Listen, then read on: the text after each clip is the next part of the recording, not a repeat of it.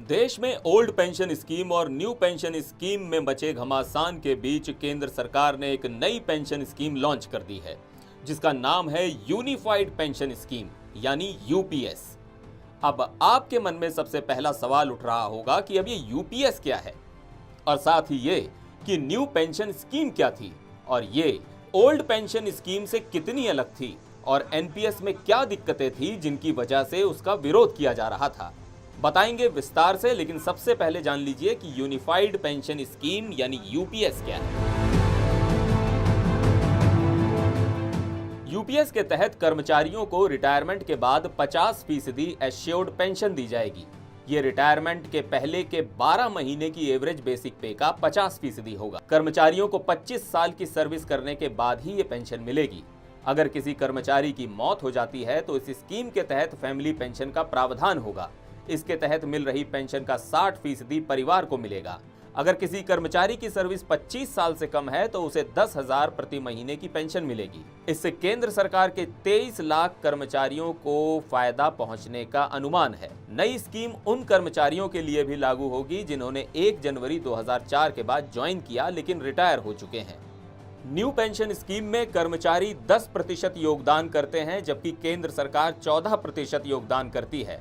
वहीं unified pension scheme में सरकारी कर्मचारियों को अपनी ओर से कोई अतिरिक्त अंशदान नहीं करना पड़ेगा, जबकि केंद्र सरकार का योगदान बढ़ाकर 18% कर दिया जाएगा।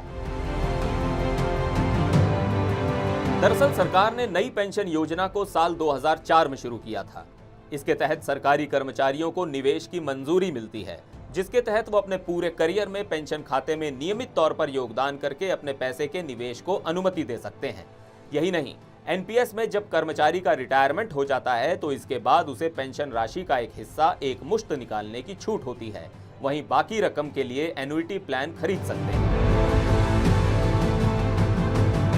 एन्युइटी एक तरह का इंश्योरेंस प्रोडक्ट है जिसमें एक मुश्त निवेश करना होता है और आप इसे हर महीने, 3 महीने में या साल भर में निकाल सकते हैं।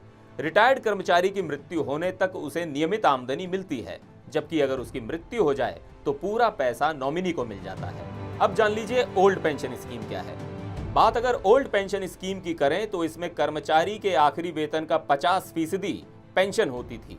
वहीं इसकी पूरी राशि का भुगतान सरकार की तरफ से किया जाता था। हालांकि पूर्व प्रधानमंत्री अटल बिहारी वाजपेयी ने दिसंबर 2003 में ओल्ड पेंशन स्कीम को खत्म कर दिया था।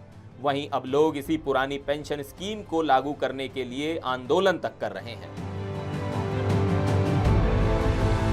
जहां न्यू पेंशन स्कीम में कर्मचारी के वेतन से 10% यानी बेसिक और डीए की कटौती होती थी, तो वहीं ओल्ड पेंशन योजना में पेंशन के लिए वेतन से कोई कटौती नहीं होती।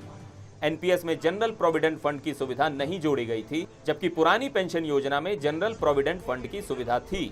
न्यू पेंशन स्कीम में 6 महीने बाद मिलने वाला महंगाई भत्ता लागू नहीं होता, जबकि पुरानी पेंशन योजना में यह लागू हुआ करता था। विशेषज्ञ मानते हैं कि पुरानी योजना के मुकाबले न्यू पेंशन स्कीम में कर्मचारियों को काफी कम फायदे मिलते हैं, जिससे उनका भविष्य सुरक्षित नहीं था। इस बवाल के बीच केंद्र सरकार ने यूपीएस यानी एकीकृत पेंशन योजना लॉन्च की। बताया जा रहा है कि ये योजना 1 अप्रैल 2025 से देश भर में लागू होगी।